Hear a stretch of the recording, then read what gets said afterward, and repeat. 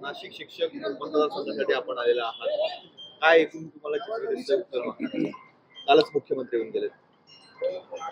मुख्यमंत्री येऊन गेले आणि मुख्यमंत्री निवडणुकीत कशासाठी जातात हे सगळ्यांना माहिती आहे.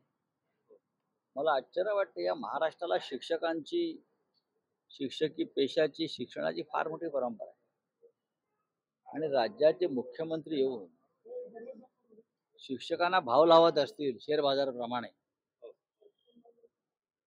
तर या परंपरेला फार मोठा तडा जाताना दिसतोय मला.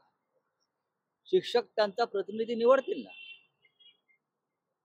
शिक्षकांना विकत घेण्याचा प्रयत्न करू नका, एवढंच मी सांगेन. जर तुम्हाला महाराष्ट्राच्या परंपरा, संस्कृती, संस्काराची थोडी जरी जाण असेल तर शिक्षकांना बाजारात उभं करू नका. हा संशय ना, खात्री आहे. सुषमा अंधारे याने एक व्हिडिओ सुद्धा त्या संदर्भात ट्विट केला. तुम्ही या थरापर्यंत खाली पडू नका. तुम्ही कालच्या लोकसभा निवडणुकीत या नाशिकमध्येच हेलिकॉप्टर मधून 20 कोटी रुपये कसे उतरवलेत हे सगळ्यात जगाने पाहिलंय. आणि ते सुद्धा पैशाच्या बागा तुमचे अंगरक्षक कसे पेलवत होते. पण कृपा करून पदवीधर शिक्षक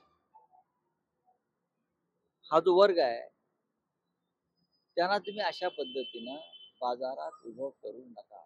तर ह्याच निवडणूक प्रक्रियेवर आपण रोखोक पद्धत पुन्हा एकदा ठरवलेली आहे ना.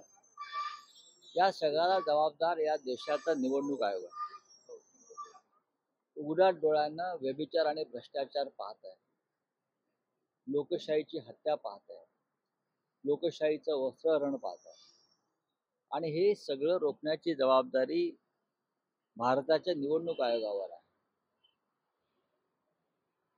पण कालच्या लोकसभेत या भारताचा निवडणूक आयोग धृतराष्ट्राप्रमाणे डोळ्याला पट्टी बांधून बसला होता आणि त्या पट्टीची गाठ मोदी आणि शहाने बांधली.